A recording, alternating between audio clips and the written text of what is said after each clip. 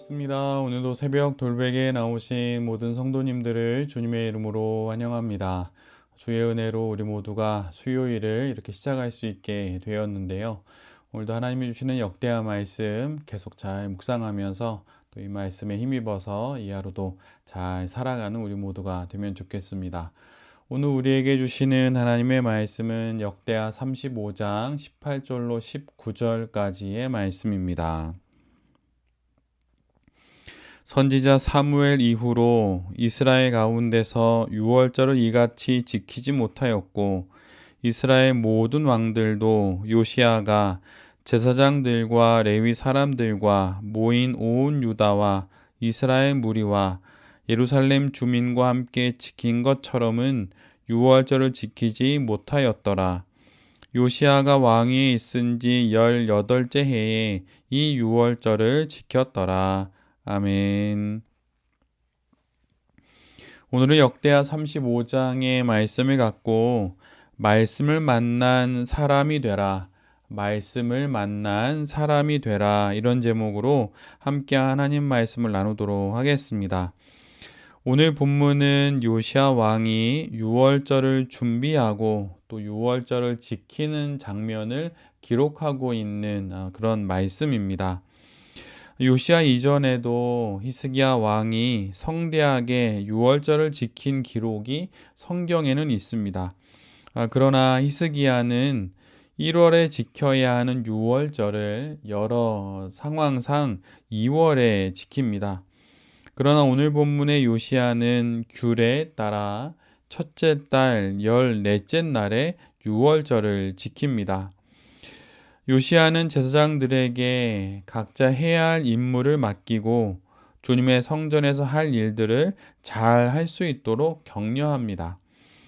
그리고 거룩하게 구별되어 온 이스라엘을 가르치는 레위인들에게도 지시를 내려서 그들이 메고 다니던 언약궤를 성전 가운데에 두도록 그렇게 명령합니다.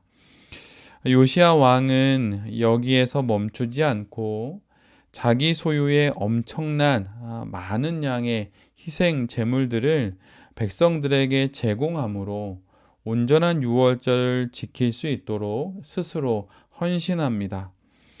요시아 왕은 정말 하나님께 온전한 유월절을 드리기를 정말 열망했습니다.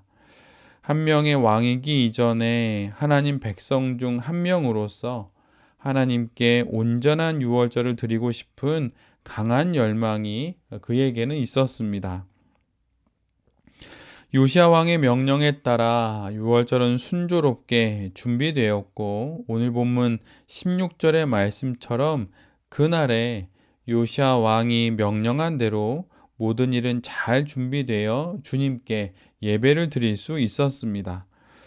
온 백성이 마음을 모아 준비하여 온전히 유월절을 지킨 것의 그 역사적인 의미를 성경은 이렇게 기록하고 있습니다. 선지자 사무엘 이후로 이스라엘 가운데서 유월절을 이같이 지키지 못하였고 이스라엘 모든 왕들도 요시아가 제사장들과 레위 사람들과 모인 온 유다와 이스라엘 무리와 예루살렘 주민과 함께 지킨 것처럼은 유월절을 지키지 못하였다. 이스라엘의 모든 역사에서, 즉 이스라엘의 첫 번째 왕인 사울 이래로 심지어 다윗과 솔로몬 시대를 포함하여서도 이스라엘 가운데 요시아 왕처럼 유월절을 최선을 다해 준비하고 온전히 지켰던 적은 없었다는 것입니다. 하나님의 마음에 합한 사람이었던 다윗도 이렇게 유월절을 지키지 못했습니다. 다윗 왕도 하지 못한 것을 요시아 왕이 해내는 것이지요.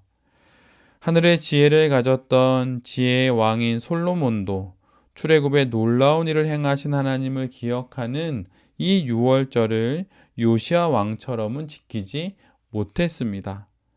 오직 요시아 왕만이 이 순전한 유월절을 오늘 본문과 같이 지켰던 것이죠.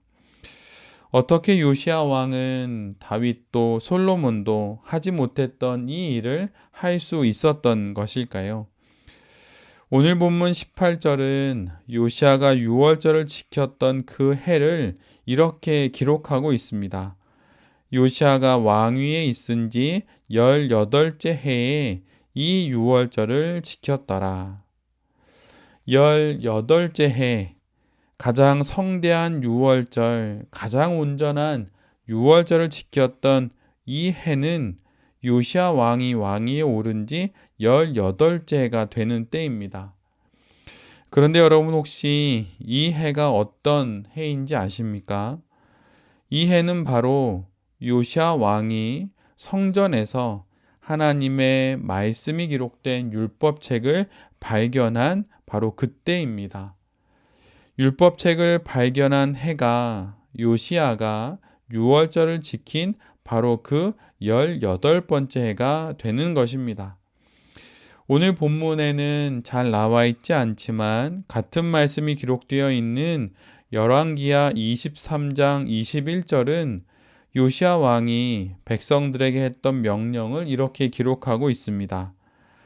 왕이 백성에게 이르되 이 언약책에 기록된 대로 너희의 하나님 여호와를 위하여 유월절을 지키라.